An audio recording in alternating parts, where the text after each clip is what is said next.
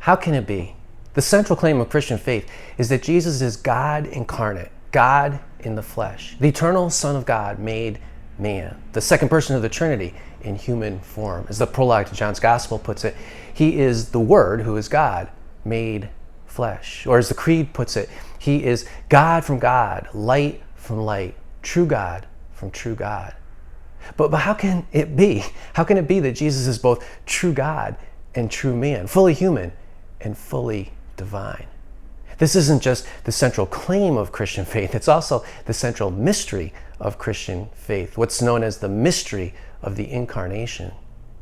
And while the name suggests, it will always remain beyond our full grasp. We'll never fully grasp this mystery, how it could be that Jesus is fully human and fully divine. If it isn't intelligible on some level, if it doesn't make sense on some level, how can anybody be expected to believe it? When I was first considering Christianity, this is something that I wrestled with most. Undercover Boss is a TV show where the CEO of a corporation goes undercover, goes in disguise as one of his employees. In one of the first episodes, they featured the CEO of Waste Management, the national garbage collecting corporation.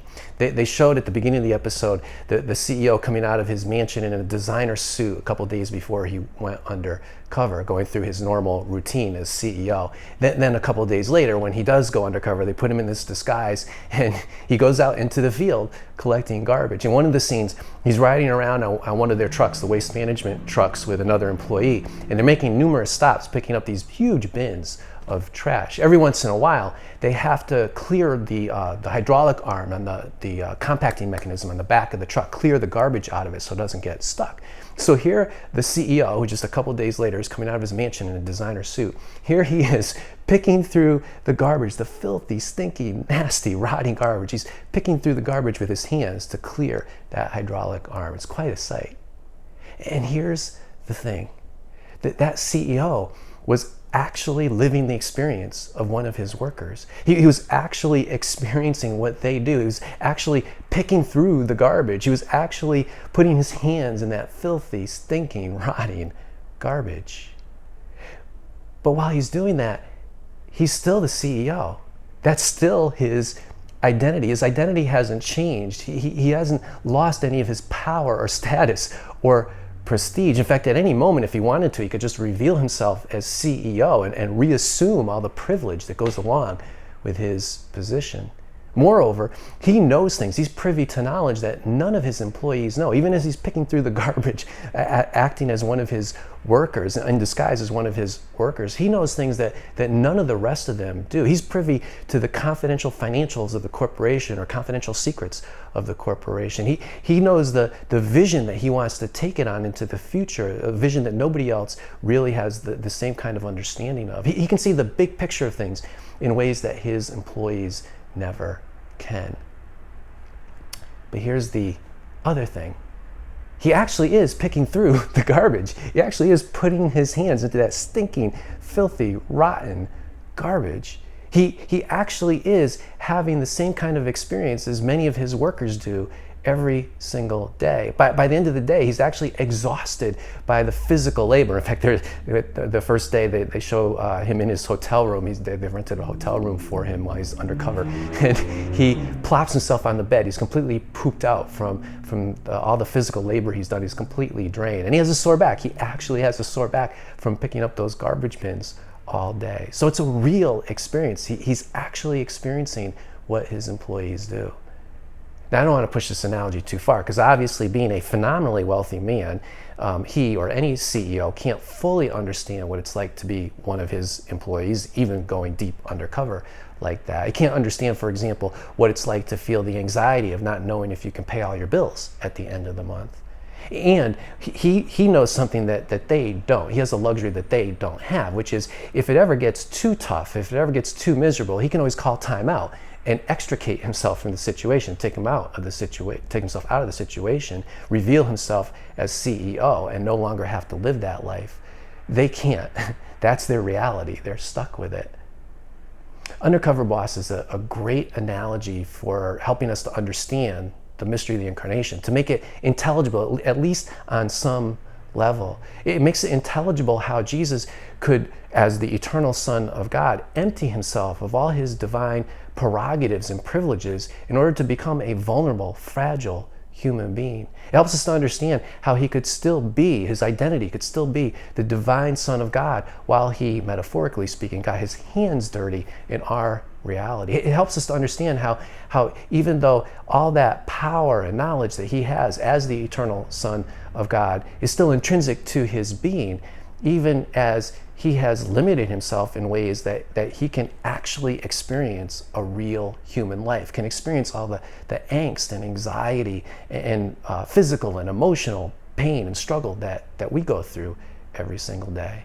Now, obviously, this can't be pushed too far because there are ways in which the mystery of the incarnation still is not intelligible to us. There are things that, as the eternal Son of God, Jesus was privy to, he had knowledge of, that we don't as human beings. And of course, he could always kind of take himself out of the situation. He knew that if it got too tough and he wanted to extricate himself from it, he could. So like in the agony of the garden, we know that Jesus feels the same kind of dread we do at our impending death, especially a death that would involve so much suffering and torture.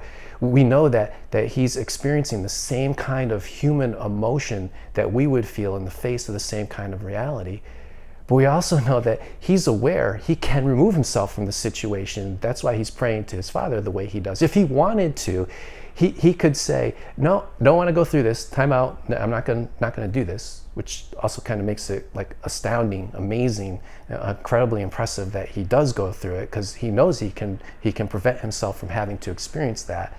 That's something we don't have the luxury of knowing or being able to do. We're stuck with our reality. When we suffer, we're stuck in that. We can't just remove ourselves from it. So there is a way in which this analogy breaks down, but for the most part, it can make it intelligible how Jesus could in his identity, in his person, be the eternal Son of God and yet have an actual human experience, get his hands dirty, limit himself in ways that he could be having a true human, fully human experience. In the end, the greatest mystery of Christian faith isn't the incarnation. The greatest mystery of Christian faith is why God would ever do this for us in the first place. How can it be? How can it be that God would empty himself of all his divine prerogatives to become a vulnerable, fragile human being, to actually go through all the things that we have to go through? How can that be?